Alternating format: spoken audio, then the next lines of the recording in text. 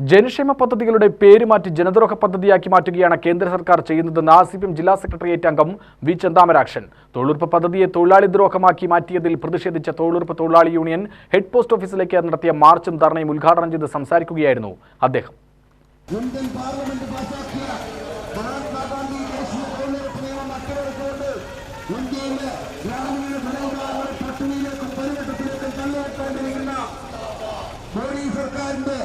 തൊഴിലാളി വിരുദ്ധ ജനവിരുദ്ധ നയങ്ങൾ തിരുത്തണമെന്ന് ആവശ്യപ്പെട്ടുകൊണ്ടുള്ള ആവേശോജ്വലമായ പതിനായിരക്കണക്കിന് തൊഴിലാളികൾ പങ്കെടുക്കുന്ന റാലിയാണ്, ഹെഡ് പോസ്റ്റ് ഓഫീസ് മാർച്ചാണ് ഇവർ എത്തിക്കൊണ്ടിരിക്കുന്നത്.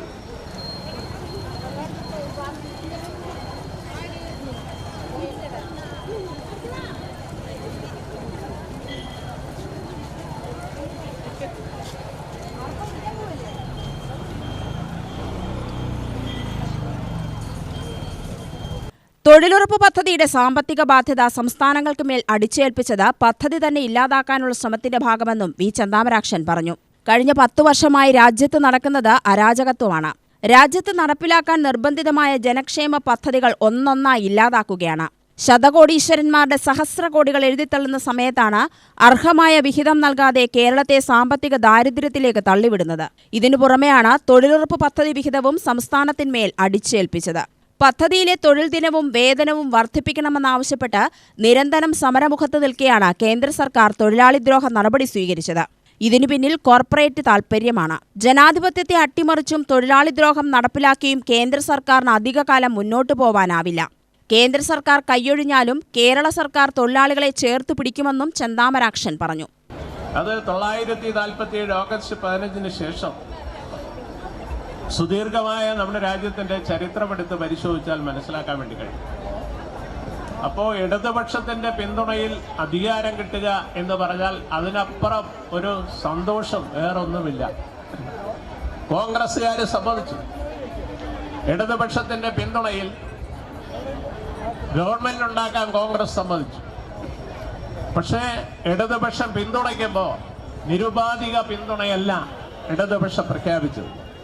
സ്വാഭാവികമായ പിന്തുണയാണ് ഇടതുപക്ഷത്തിന്റെ ഭാഗത്തു നിന്നുണ്ടായത്. കോൺഗ്രസ് ആദ്യം പറഞ്ഞു, ഇടതുപക്ഷ പാർട്ടികൾ ഈ ഗവൺമെന്റിൽ പങ്കാളിയാവണം, മന്ത്രിമാരാവണം ഇടതുപക്ഷ പാർട്ടി നേതാക്കന്മാർ. എന്നാൽ ഇടതുപക്ഷ പാർട്ടികൾ ആലോചിച്ച് തീരുമാനിച്ചത്, മന്ത്രിമാരാവാൻ ഞങ്ങളില്ല, ഞങ്ങൾ നിങ്ങൾക്ക് പിന്തുണ നൽകാം, BJP ഒഴിവാക്കാം. പക്ഷേ ഒരു കാര്യമുണ്ട്, അത് ഏറ്റവും പ്രധാനപ്പെട്ട കാര്യമാണ്. 1947 ശേഷമുള്ള 2004 വരെയുള്ള കാലഘട്ടത്തിൽ ഒരുപാട് വർഷം ഇന്ത്യ രാജ്യം കോൺഗ്രസ് ഭരിച്ചിട്ടുണ്ട്. അതുപോലെ ഭരിക്കാൻ പാടില്ല. കോൺഗ്രസ് ഇന്ത്യ രാജ്യത്ത് എപ്പോഴൊക്കെ അധികാരത്തിൽ വന്നിട്ടുണ്ടോ ആ അവസരങ്ങളിലെല്ലാം രാജ്യത്തെ വൻകിട മുതലാളിമാരെ സഹായിക്കുന്ന സമീപനമാണ് സ്വീകരിച്ചിട്ടുള്ളത്. അത്തരം ഒരു സമീപനം സ്വീകരിക്കാൻ പാടില്ല. മറിച്ച് നമ്മുടെ രാജ്യത്തെ കോടിക്കണക്കായ പാവപ്പെട്ട മനുഷ്യരുണ്ട്. അവരുടെ ജീവിത പ്രശ്നങ്ങൾ പരിഹരിക്കുന്നതിനാവശ്യമായ മാതൃകാപരമായ നടപടി സ്വീകരിക്കണമെന്നാണ് ഇടതുപക്ഷ പാർട്ടികൾ ആവശ്യപ്പെട്ടത്. യൂണിയൻ പ്രസിഡന്റ് പി പ്രീത അധ്യക്ഷത വഹിച്ചു. യൂണിയൻ കേന്ദ്ര കമ്മിറ്റി അംഗം ഗിരിജ സുരേന്ദ്രൻ, ജില്ലാ സെക്രട്ടറി വിജയൻ, തൊഴിലാളി യൂണിയൻ ഭാരവാഹികളായ MR Murali, TN Kandamuthan, TK Naushad എന്നിവർ സംസാരിച്ചു. വിക്ടോറിയ കോളേജ് പരിസരത്ത് നിന്നാരംഭിച്ച മാർച്ചിൽ 100 കണക്കിന് തൊഴിലാളികൾ പങ്കെടുത്തു. UTV news, Palakkad.